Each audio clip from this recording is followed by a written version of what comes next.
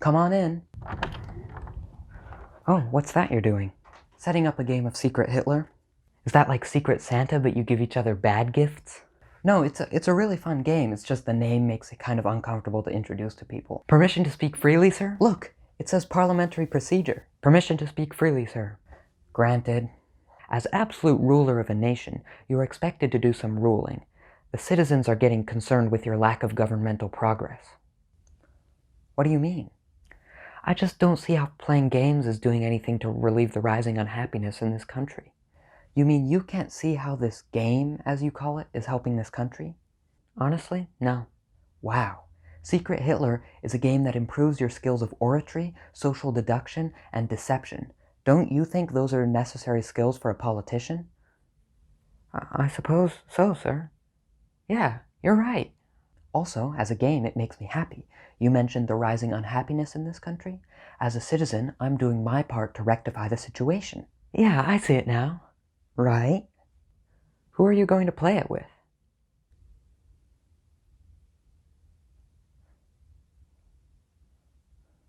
I could join.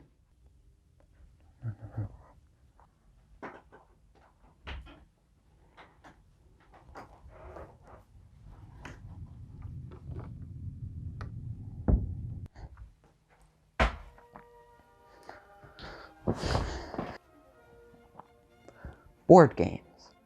Board games, board games, board games. Do board games rule or do board games drool? Answer. Board games rule. I love board games, always have.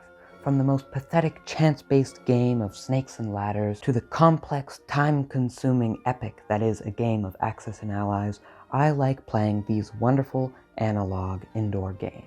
Unlike many outdoor sports where you have to go outside in the extremely hot sun, walk to the park where the grass is full of awful prickly weeds because the town council doesn't bother to maintain it, then run around for about 15 minutes before you get that nasty mucousy saliva in the back of your throat that you have to spit out on the nasty horrible grass. Board games can be enjoyed in the pleasantly paradisaical palace that is your air-conditioned living room. Can you tell that I live in an unpleasantly hot place? Enjoying a tabletop game is, in my opinion, one of the best ways to spend time with friends. And that's just the problem, with friends. If you, like me, are living in the early 2020s, you know we are living in a world with a widespread disease that is perpetually 6 months away from being under control. This makes the with friends part of board games incredibly difficult. Because of this, I have experimented with which board games can be adapted for a single player. In some games, this is easy. In some games, this is not possible in the least. I have researched, I have experimented. Here's some information about board games you can play by yourself. Side note, I call all tabletop games board games, because that's what I'm used to. I know tabletop game isn't the accurate term, but it isn't perfect here, because I say a good 60% of the time I'm playing on the floor, not on a tabletop. The most obvious games you can play by yourself are designed with one player in mind. You might have seen games like this by Think Fun, like Rush Hour, or this one with the marbles, or this cool one with the lasers that I don't have. One cool way to find out if your parents didn't love you is if they ever got you math dice. That's practically a formal denunciation. Solitaire is designed to be played solo. It's in the name. If you count jigsaw puzzles as board games, those are perfect for lonely losers like you and me. But these are all obvious choices for board games you can play by yourself. You don't need me to tell you how to play these ones alone. Some games have a single-player mode built in, even if the rules are slightly different. You can usually find instructions in, you guessed it, the instruction manual. 5 Crowns and Quiddler both have different rules for solitaire versions. Games like Jenga and Suspend are designed to be enjoyed by yourself, as a test of your own construction skills. Although, these games do lose some of their tension when there's no competition to see who wins. But there's still fun to be had in setting your own win condition. For example, I want to get the tower this high before it collapses, or I want to increase its height by 5 blocks in under 2 minutes. Make your own fun. That was cool. That was my own fun. I've found that there are some games that are exclusively designed for 2 or more players, but can be adapted for one player with little effort, usually by playing as multiple different players. The main key to ascertaining whether or not a game can be played on your own is the amount of hidden information. Hidden information is any information that is not possessed by all of the players in a game. Examples of hidden information in board games include secret identities, cards in a player's hand, obscured board pieces, or a private conversation between players. As a general rule, the more a game makes use of hidden information, the more trouble you'll have trying to play that game by yourself. In other words, mo hidden information, mo problems. To illustrate why this is, I'll provide some examples. In Spy Alley, you're given a secret identity at the start of the game. This is the most important hidden information in the game. Your goal is to collect all of your character's items and get to your nation's embassy before your opponents figure out your identity. The obvious problem is that playing by yourself, you know every player's secret identity because you are every player. You can't play Battleship on your own because the entire game is about finding the position of your opponent's ships and sinking them. In Cluedo or Clue, the objective is to find all the details of the murder before anyone else. The hidden information in this case is your notes about the murder. If you had access to all the different players' notes, the murder would be solved instantly. I could go on, and I will. In Strategio, you can't see the rank of your opponent's pieces. In Hanabi, you aren't allowed to see your own cards. Remember this one. And just imagine playing poker and being able to know your opponent's hand.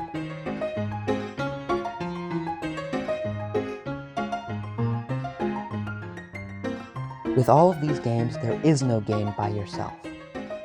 But there's one more type of hidden information, and it isn't immediately obvious what it is. It is hidden information. The thoughts of the individual players. Think of chess. Initially, it appears that there's no hidden information, no obscured cards or secret identities. It's all set out before you. But hidden information there is. You do not know what your opponent is planning, and that's the whole game. Trying to figure out what your opponent is going to do and preventing it, while also executing your own plans, without them stopping you, of course. This is why chess is a little tough to play on your own. In fact, the vast majority of board games suffer from this problem.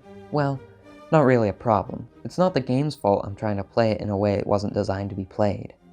Just because I like naming games, I'm going to name some more games that don't work so well in single player because every player knows the other's plans. Settlers of Catan, Ticket to Ride, Azul, Tikal, Diplomacy. Again, these games rule if you play them like a normal person. They just don't conform to my devious purposes. They all struggle or just don't work. Another problem I have when I try to play these games alone is that I end up taking a side. In Ticket to Ride, for example, I'll end up choosing one color railway as the one I'm actually trying with, and I'll prioritize it over all the others, at the expense of the others, mostly because of perfectionism and wanting to make the perfect railway. When other people are playing, you have the competing interests of everyone wanting to make their own perfect railway, and sometimes messing up others in order to achieve that goal. But by myself, I'll happily destroy my other railways to make way for my favorite, because I have no personal stakes in any one color train.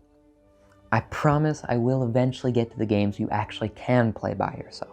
It's just that I like talking about games so much that I'll happily talk forever. And there's no one else here who cares about this stupid stuff. I mean, if there was, I wouldn't be playing board games by myself, now would I? So, if board games with too much hidden information can't be played solo, that just leaves games with little to no hidden information, right? Yes, that's right. But it's a little more complicated than that. Don't get me wrong, many games do work well. I'm just not going to talk about them yet. Some games, regardless of the amount of hidden information, will just never work single player. Party games and socially oriented games will never ever work alone, and it's pathetic to even try. Apples to Apples, or any of its million clones, won't be funny alone. Telestrations, charades, Pictionary, etc., no good. Any game with secret identities, Mafia, Werewolf, Secret Hitler, all of your proto-Among Uses will fall apart the instant you try to go it solo. I'm sorry, but you can't play Clue The Office Edition without any friends. Some games are too centered around competition to work. Trivial Pursuits is kind of fun alone, as long as you make sure not to see the answer before the question. But Jungle Speed, even though there's no hidden information in the whole game, doesn't work alone, as it is a competition of reaction time. Unless you can divide your brain in two and set them competing each other, it won't work. Neither will the word-recalling reaction time game Anomia. Spoons won't work on your own either, or Twister. Not really relevant, nor is it even a tabletop game, but I felt like mentioning it. Twister by yourself is just called yoga. So, you might be thinking, what board games do work when played alone? The answer is co-op games, or at least, usually. Co-op, or cooperation games, are the most well-suited for single-player use because all the players have the same goal, and they are usually allowed to communicate with each other about how to achieve that goal. They can show each other cards, discuss strategies, and coordinate complex operations. That is to say, there is usually very, very little in the way of hidden information. The only games I've played that fit that description are Forbidden Island, Castle Panic, and Pandemic, the last of which got me into this whole investigation. I was playing Pandemic with one other person, and we kept losing, which is admittedly quite discouraging when you're living in a real-life pandemic. Whether our losses were the result of us being bad at the game, or just unlucky, or the game being legitimately harder with only 2 players, I don't actually know. But we decided on our next game we would each control 2 pawns. That meant we could have more people on the map, so we wouldn't get as overwhelmed by the outbreaks. Then the idea came to me that if 2 players can control a total of 4 pawns, why can't 1 player do the same? What's to stop you from becoming the master controller, commanding an army of pawns to single-handedly achieve your divine goals? Answer: nothing's stopping you. And from that point on, the idea of single-player board gaming grew into the video I'm filming now. Anyway, back to the actual games. In these cooperative games, all the players win or all the players lose. That certainly helps with the lack of personal stakes I mentioned earlier about games like Ticket to Ride and chess. In those games, I lost motivation to try because I didn't feel like there was any competition. These games solve this because the competition isn't other people, it's the game itself. There is still challenge even when you're playing alone. One of the only things that's lost in playing by oneself is the different perspectives the different players can bring and the thoughtful discourse that results from those perspectives. Another casualty of the transition from multiplayer to single player is the social aspect of board gaming, but that, I'm afraid, is an unavoidable loss. Surprisingly, in my experiments, I didn't find that these losses impeded my enjoyment of the game. Pandemic works pretty much just as well alone as with friends. Sure, it's not quite the same, but who expects it to be? This whole exercise is about finding a substitute for the real thing, and I'd say this is a pretty successful substitute. And I'm sure there are more games out there like the 3 I named earlier. I know for a fact Forbidden Island has at least 2 sequels, Forbidden Desert and Forbidden Sky. I'm going to put this here because I couldn't find anywhere else that made sense to put it in the video. Interestingly, the more heavily a game depends on chance, the more likely it is to work. For example, Snakes and Ladders is completely playable alone because it entirely depends on random chance and has no hidden information. Candyland works as well, but instead of dice, it's random cards. Although, if you're playing Candyland by yourself, there's no hope left for you. Games like Monopoly, Risk, and Life, which are all heavily based on random dice rolls and wheel spins, could kinda work. It would probably suck, but if you're desperate, you might be able to manage it. That's something. So, we found it. Co-op games and a couple of boring kids games are the secret to single-player board gaming. Well, not quite. Can't be that easy, can it? Hanabi is a game I mentioned far earlier in the video. It is also cooperative. It is also impossible to play alone. This game is all about information and lack thereof. This game cannot be physically played alone. So there goes that theory. There's no end-all, be-all rule to categorize games as playable alone and not playable alone. Like too many things in this wretched reality we live in, you have to evaluate it on a case-by-case basis. But you can streamline your evaluation with the knowledge you gained from this video. First, mo hidden information, mo problems. Probably the most important one. Co-op games are the most likely to work well. Don't even try with party or social games for obvious reasons. No, you can't. Don't even try. If it's Candyland, don't stoop that low. And lastly, maybe just get a copy of Rush Hour or something. Sorry for talking so much about games that won't work on your own. But it's so interesting to me to find out why some games work and others don't, and it's just a fact that most games don't. Also, I must admit that the victory of discovering tabletop games that I can play alone is something of a half victory, because it's never quite the same on your own. Those two factors probably make the conclusion to this episode seem somewhat dour and dismal, but I still consider this experiment to be an absolute success. After all, I must reiterate, the intention is not to make playing with friends obsolete, just to provide an alternative if, for whatever reason, you can't play with other human beings. If you still, after all of this, lack games to play, here's some pro advice. A lot of popular board games have online versions you can play on your computer or phone with friends or strangers. It's not the same, but it's a worthy substitute. You could always do something else. I know this advice sucks, but bear with me. Video games are fun. I recommend Portal and Portal 2. Or you could clean your room, or do some other chores, go for a walk, paint a picture, learn the guitar. I don't know, I'm not your mom. And lastly, get some friends, loser.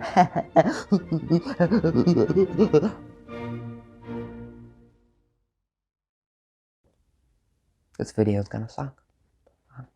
This is gonna be a boring video.